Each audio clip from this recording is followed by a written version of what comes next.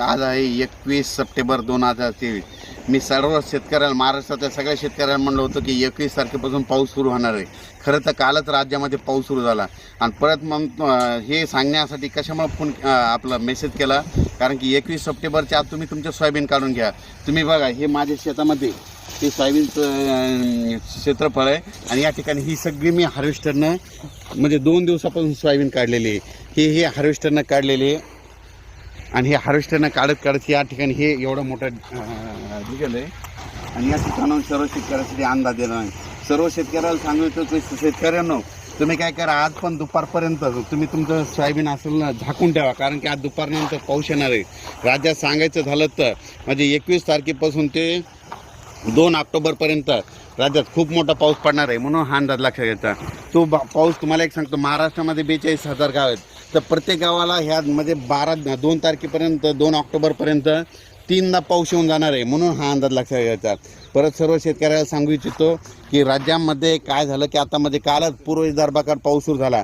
आज नांदेड, लातूर या भागाकडं, सोलापूर या भागाकडं जरा चांगला पाऊस सुरू होईल.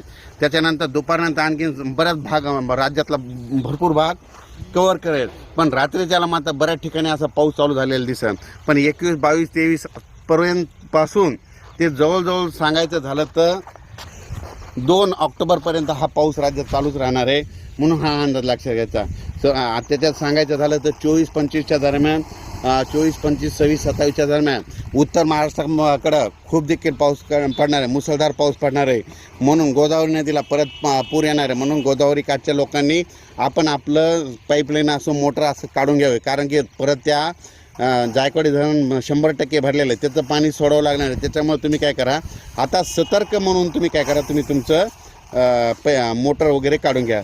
आणि सर्व शेतकऱ्याला सांगू इच्छितो की सध्या आता ह्या 2 तारखेपर्यंत जशी वेळ भेटेल, जशी उघाड भेटेल, तितक्या तुमच्या त्या वळ्या उघड्या करा लगेच ते झाकण्याची तयारी ठेवा. कारण की राज्यामध्ये आता 2 तारखेपर्यंत पाऊस आहेत. म्हणजे दररोज काय होणार, प्रत्येक भागामध्ये 3-3 दिवस पाऊस येऊन जाणार आहे. म्हणून हा अंदाज लक्षात घ्यायचा.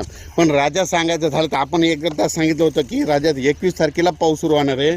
आता नांदेड भागामध्ये पाऊस सुरू झालेला आहे आणि तो पाऊस आता सोलापूर इकडे लातूरकडे देखील चालूच आहे.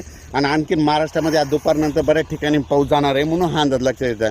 पण सर्व शेतकऱ्याला सांगू इच्छितो, आजच्या दिवस आणखीन दुपारपर्यंत चान्स आहे. जशी वेळ भेटेल तसं हार्वेस्टरनं तुम्ही तुमचं सोयाबीन वगैरे काढून घ्या.